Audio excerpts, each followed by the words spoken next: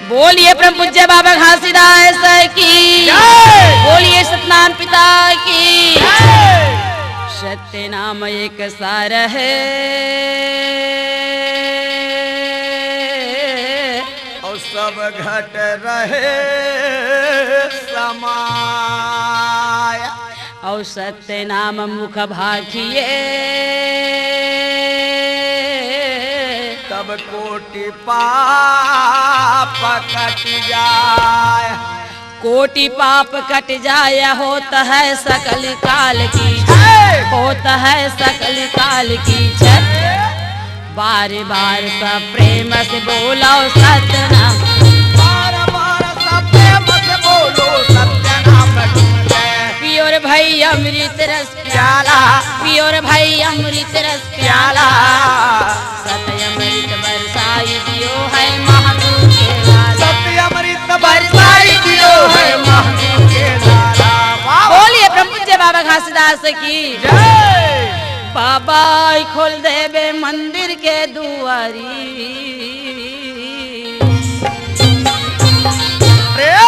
गुरुजी खोल देवे हृदय के किवाड़ी।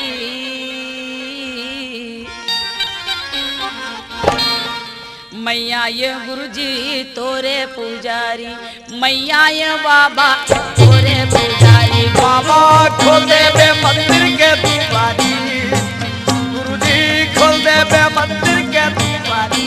मैं आवा थावा तोर पुजारी, मैं आवा थावा तोर पुजारी। मैया ये बाबा तोरे पुजारी, मैं आये गुरुजी तोरे पुजारी। मैं आए बाबा तोर पुजारी, मैं आए गुरुजी तोर पुजारी।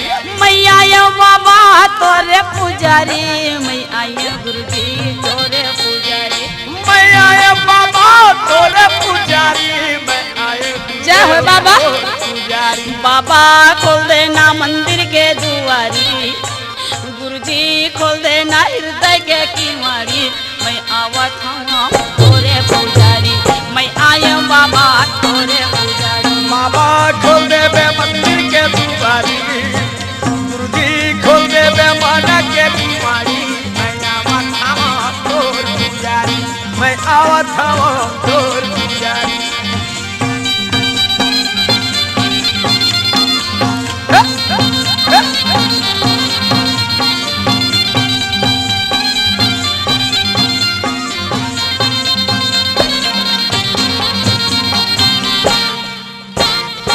सोने के थाली में आरती सजाए, हाँ आरती सजाए। ये सोने का थाली में हो बाबा। आरती सजाए। ये जी सोने के थाली में आरती सजाए, हाँ आरती सजाए। ये सोने का थाली में आरती सजाए हो, आरती सजाए। ये पान सुपारी हो नारियर धराए, हाँ नारियर धराए। ओ पान सुपारी नारियल धराए हो, नारियल धराए हो। ये नारियर धराए, हाँ नारियर धराए।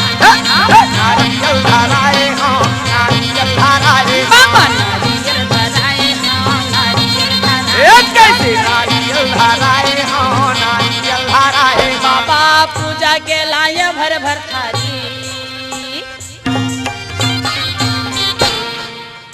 बाबा पूजा के लाए भर भर थारी। मैं आवत हूँ तोरे दुआरी, मैया ये गुरुजी तोरे दुआरी। ये बाबा खोल देवे मंदिर के दुआरी,